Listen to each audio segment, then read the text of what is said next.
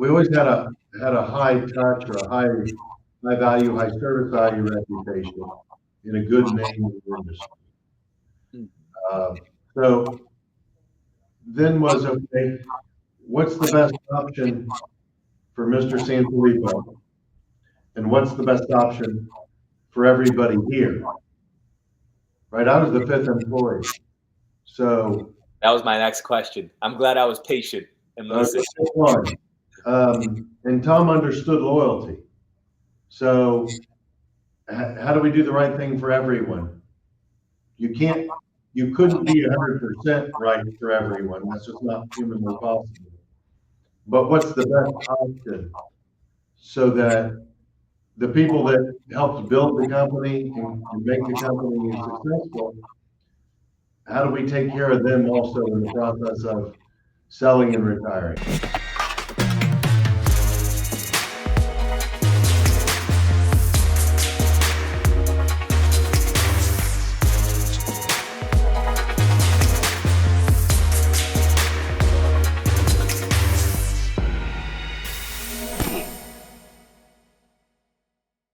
A flip phone, a fax machine, and a pager walk into a bar. The bartender says, "What is this, a museum?" Technology moves fast. What was cutting edge 20 years ago is now more nostalgia than necessity. Sure, a flip phone can still make calls just fine, and a fax machine technically works okay. But why settle for fine when you can have better? If your back office technology still relies on email inboxes and manual workflows, it's time for an upgrade courtesy of ePay Manager powered by OTR Solutions. With ePay Manager, you can modernize your processes, streamline invoice audits, and automate payments with proactive workflows that don't rely on those email inboxes. The result? Faster invoicing, stronger security, and 50% lower back office costs. Don't let your business get stuck in the past like that pager you stopped carrying in 1999. Visit epaymanager.com or text ePayFC to 80483 to bring your back office into the modern age. This podcast is also brought to you by Highway, the carrier identity platform that's revolutionizing how freight brokers fight fraud.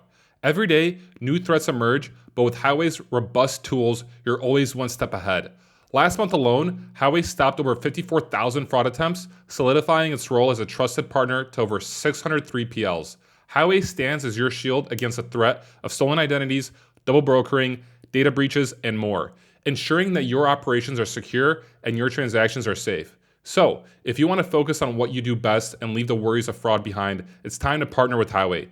Visit highway.com now to book a demo. Highway. It all starts with carrier identity. Hey everyone, before we jump into today's episode, I did want to take a second to tell you a little bit about our new sponsor, Levity.ai. In freight, time is money and efficiency is key. That's where Levity comes in. Imagine automating your email operations to do more with less effort.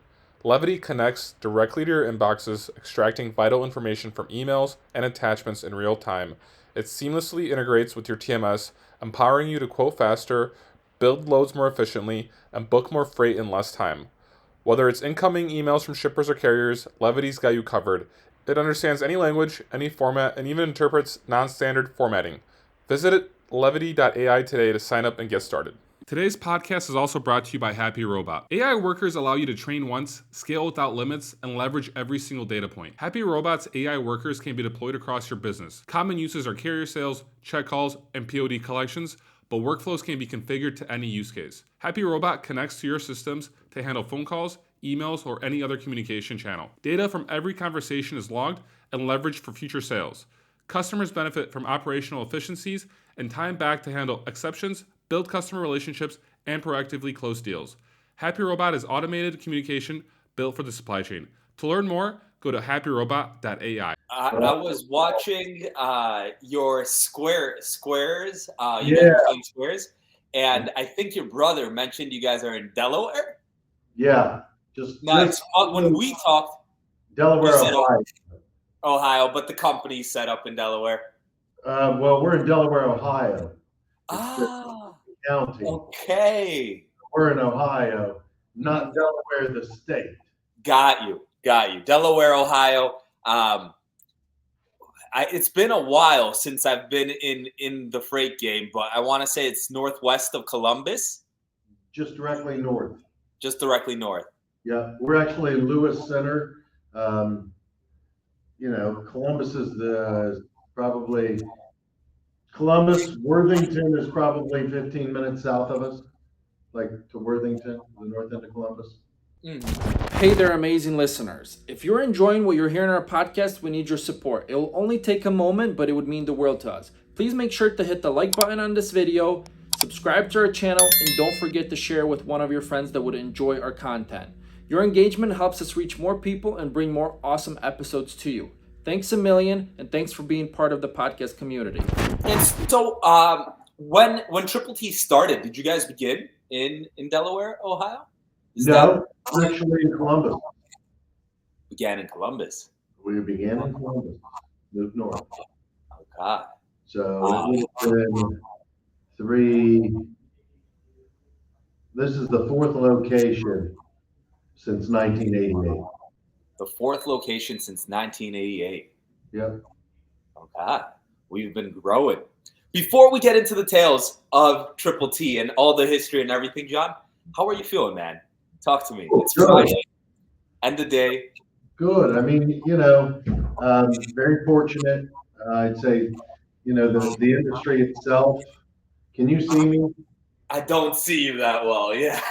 It looks like we're. Which way do I want it? That way? Maybe? That's the wrong way. So. That's the wrong way. I thought you might sway. Yeah. There you go. So, wow. Feel good. Been doing this, 31 years? Are you in Poland? Where in Poland are you? I'm in northeastern Poland, about an hour away from the Belarus border. Okay. The place translates to white stock, I like to say, or like White Hill, something like that. Okay. Now, is your area densely populated? A lot of people are not. You're in a smaller.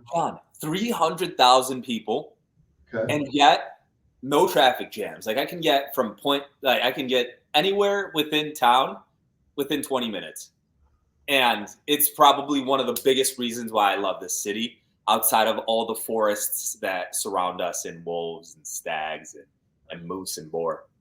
Wow. Now, how do you have 300,000 people, no traffic? That's slowly changing.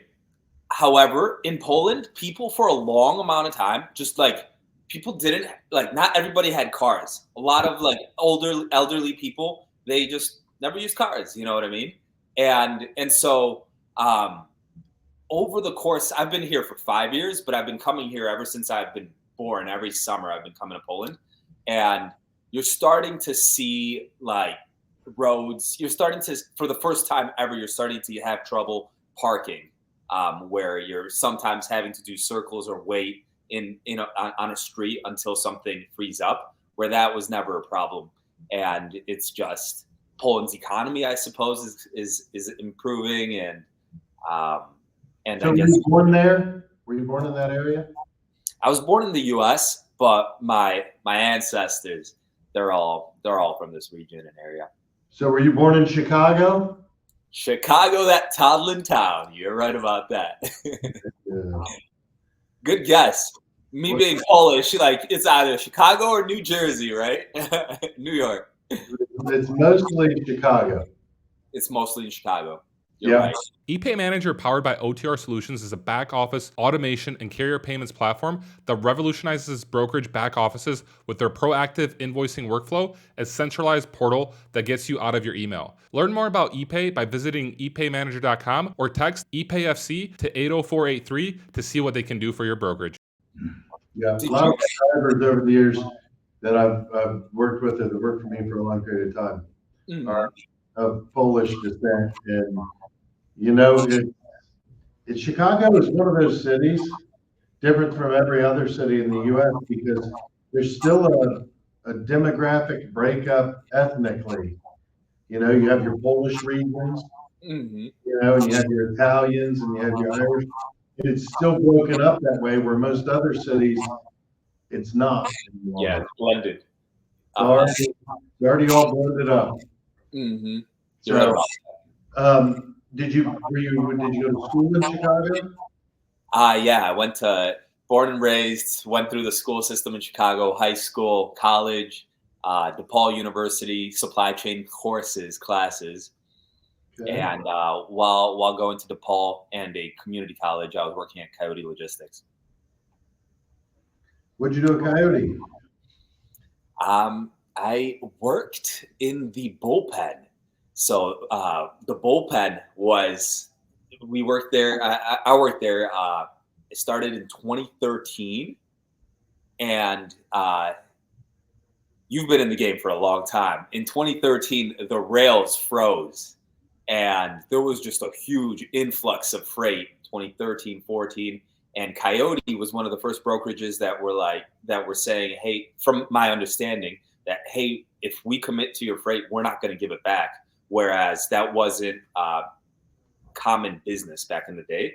And so Coyote, during that time, committed to a lot of new freight that a lot of other brokerages were just saying, hey, we've got to return this. We got to change prices. And so Coyote had a huge influx of freight, and there was not a lot of trucks. And the bullpen specialization was like, hey, day of, hottest freight, we have to move it. We do not fail our freight. We do not give freight back. And so we were able to call anybody's carriers and get that freight moved. And that's what you did there. You helped get the freight moved. Yeah, I'm the hottest freight that had to go. No, that makes sense. You know, like I said, 31 years here, I've never given a client a shipment back. Doesn't mean I wasn't picking them up. Doesn't mean there weren't issues ever, but I've never not done what I said I was going to do. John, is that common practice, or are you? No, it's not. It's always been common here. Uh-huh. You know, that's the way we operate, and have always operated since the beginning. But it isn't common practice throughout the industry. So how do you build a culture in a company of, you guys, 4 offices? I suppose you guys have a lot of people at this point. Actually, we have maybe 128 people. Total. It's a lot, but not. It's like it is. It's like Delaware, Ohio, baby. Not too big, not too small. Yeah, I think that when you get to the point where you have to staff 24 hours a day, 365 days a year, you have to do that because your drivers need the support of your client. Mm-hmm. So you have that staff.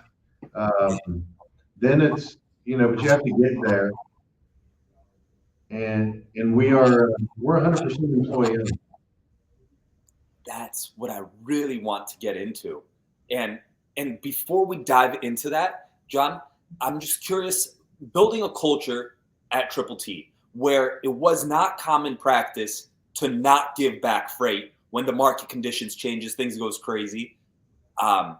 Yet at Triple T, you were not giving back freight.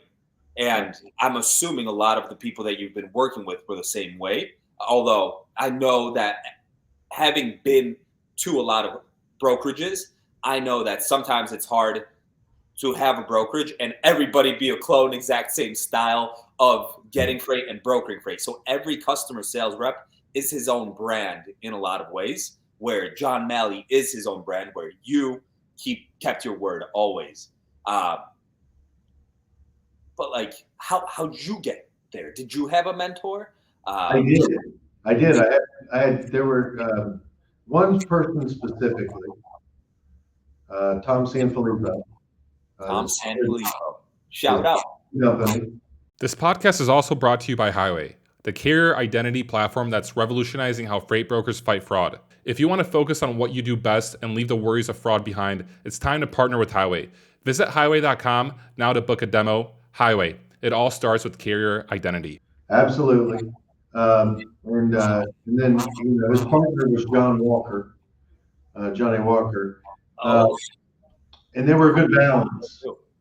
They were a good balance because one was more introverted and analytical, and Tom was more of, I would say, the personality and I would say the face. Mm-hmm. So he made you look at everything and challenged you in every way. and somebody you just never wanted to let down. Made you look at everything, challenged you in every way, and that last part you said, and never let you down. You never. It was somebody you never wanted to let down. He was somebody you never wanted to let down because he was a man of high character and integrity. I love that. I love that. Yep. So I think, we are, I'd say, we're definitely not the biggest, and I don't necessarily know that we want to be. I think we recognize who we are, what our strengths are, what our clients come to us for. And, you see it happen when capacity tightens, then they lean for more help.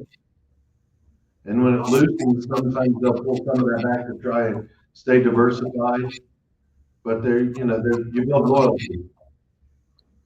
You build loyalty that way. That's right. I think our company has built that way. I think Triple T has always been a quiet company that maybe flies off the radar, under the radar.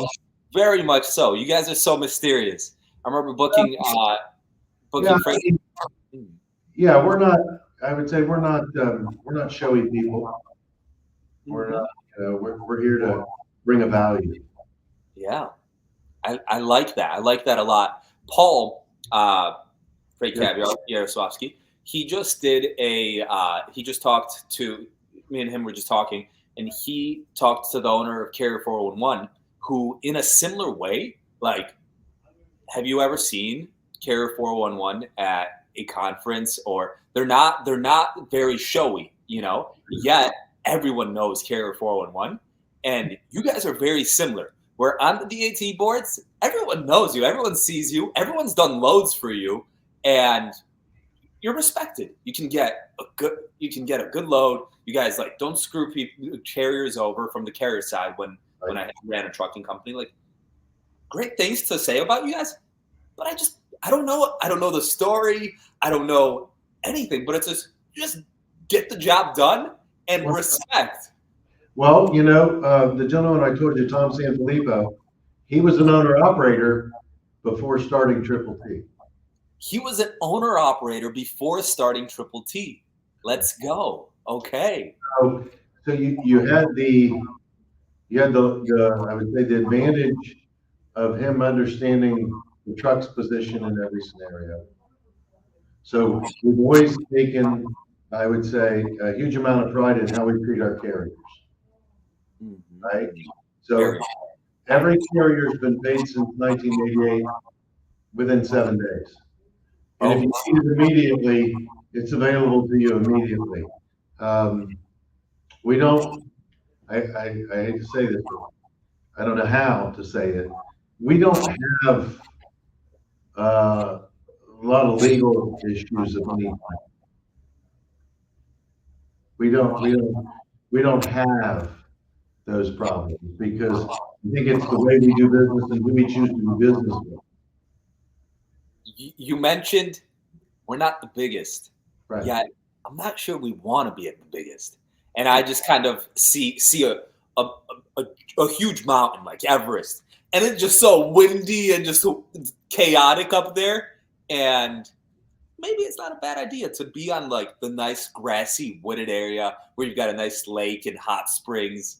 And you can't. Everyone's making money, we're servicing our customers. Everyone's well fed. We've all got clothes. Do we really need to stay at the summit? Well, I think there's a sacrifice there. You see what other people have done and how they've treated their employees and their clients on the way to the top, right? Mm-hmm. And when you know that that's not who you are or who you want to operate as a company, then you say, hey, wait a minute. Do you want to be the biggest? No. Do you want to be the best? Yes. And are the two in alignment? Mm-hmm. Not normally. Mm-hmm. Not from what you see. Mm-hmm. Right? I mean, how often is the biggest company, do they do everything the best? Not necessarily. Levity.ai. In freight, time is money and efficiency is key. That's where Levity comes in. Imagine automating your email operations to do more with less effort. Levity connects directly to your inboxes, extracting vital information from emails and attachments in real time. It seamlessly integrates with your TMS, empowering you to quote faster, build loads more efficiently, and book more freight in less time. Visit Levity.ai today to sign up and get started. Correct. So, it's like big box store carriers, right? You get the big box carriers in there. You get a lot of things with that, but you also get all the bad that comes with that too. And if service is a high priority and communication is a high priority and bringing value, whereas it's more you fit in their network when you're a shipper doing business with a big carrier. It's more about what works for them than what the customer wants. Yes. Well, we are about what the customer wants. Exactly. Your customer, you guys find how to provide value for your customer. You guys really do a great job understanding and servicing your providers, or really your, like, what would you call your trucking companies? They're almost like, in some ways you could say they're like almost like outsourced. Well, you have multiple different scenarios. So we have carriers that only load for us, that we load all year round. Anything from an owner operator to a gentleman that maybe has 25 to 50 trucks, where it's relationship based and service based to our carrier. So I can have maybe a high touch client, but I also have a high touch carrier to provide the high touch service. And then I establish, the parameters and everyone wins. Exactly. Where I think it gets lost is when you have a high touch customer and, you quote a price or come down to a dollar figure, and then you're looking for ways to make money, not ways to make my client happy or to reach the client's goals. Huge tweak in shifting in mindset and approach and what you're hunting for. Correct. So, a lot of the carriers that we do business with load out for us, load back for us. We've got loads sitting waiting for them. So when they get back, they're already set for their turns and whatever lanes we're running. But I think that's probably that's not the transactional business model that most of the brokerages work with. But it's been successful for us. And so, you guys being employee owned, how does that influence these types of decisions, these types of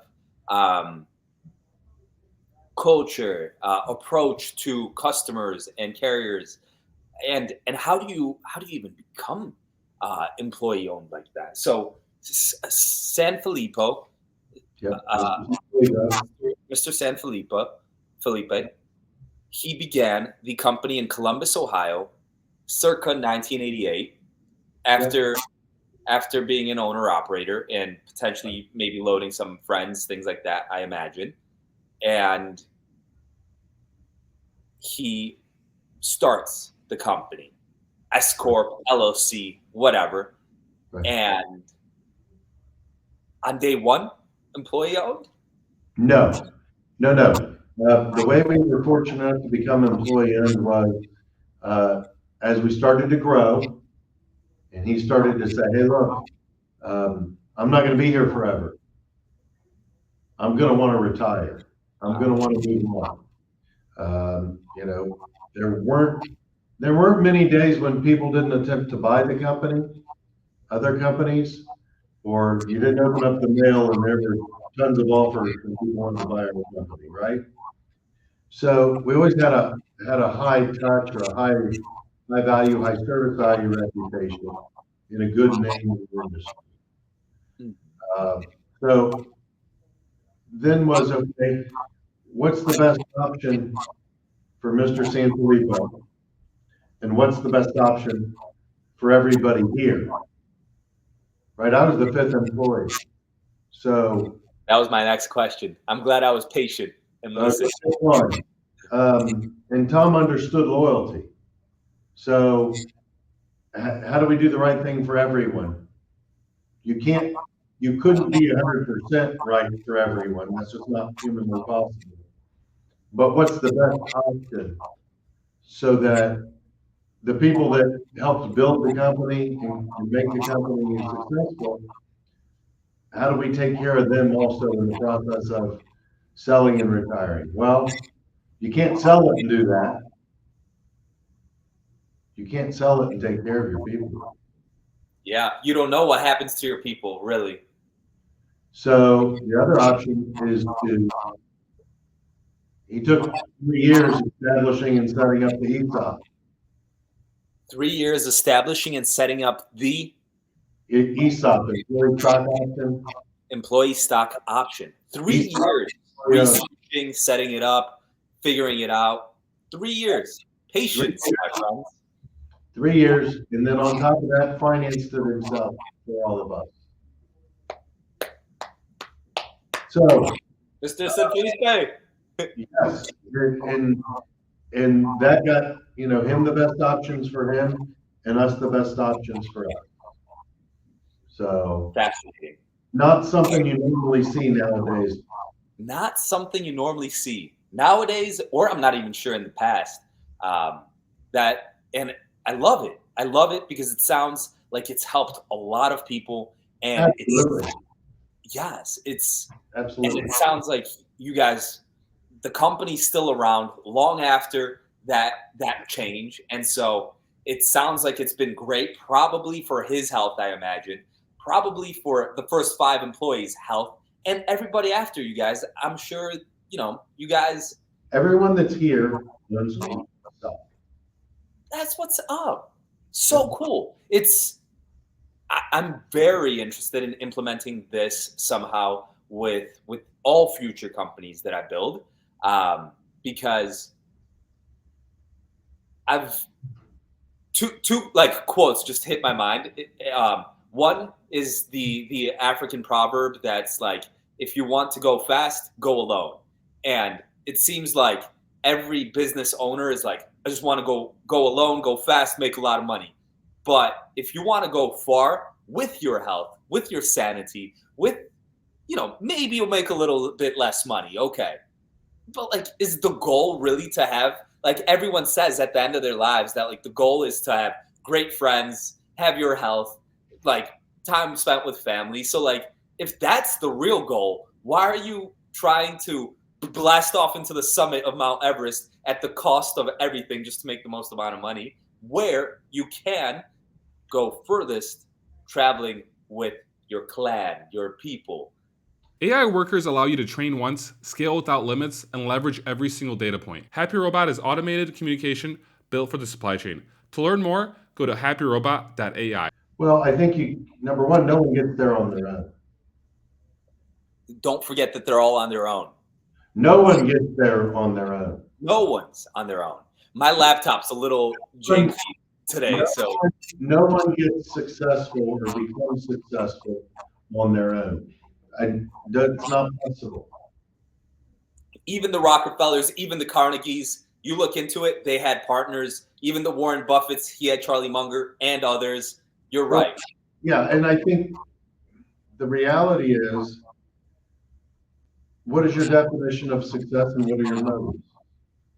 That's the real question to solve for. What are your motives? Are your motives to be the biggest and then hurry up and get as big as you can? Well, there's going to be a lot of missteps on that ladder, right? Oh yeah. And then when you want to build a house of cards, nah. right? So and then you can't do it all on your own, so you have to have great people around you. I've never seen a great company that didn't start with great people. Never seen a great company that didn't start with great people. Amen. That's right. That's a fact. So, we've seen a lot of blow-ups and a lot of creative people. We've seen venture capital come into our industry, at a rapid rate in the past 5 years. We've seen technology come in at a rapid rate. And the majority of them are duct taped to the ground, right? I'm curious, how do you guys see all these shiny things in the forest, and your clan is just like, nope, we stay on what we know. We got this figured out. No, I think you have to evolve, Mm-hmm. but you have to look at it and say, is this going to be successful? Or is this, where do we see pitfalls, Mm-hmm. right? Because you know what the clients require, Mm-hmm. and that's first and foremost. So for us, I would say we don't jump out and take crazy chances from a technology perspective. We look for some stability, some sustainability, and we do offer most anything that anyone else does from a technology perspective. But like AI, everybody's on the AI bandwagon, right? It's like it's the buzzword for the past year. AI technology is not new, Mm-hmm. and where it works and can bring value, it fits. It's how do you recognize it? Because everyone's going to try to present something or another a way to use it, but does it really bring value? That's true. So I would say AI, from what I've learned from Keith Moore, especially and Thomas Moore. Keith? I know of him. I've never had the chance to speak with him, but I know from everything I've heard, he's a great man. Yeah, well, they're very bright, but the technology is not new.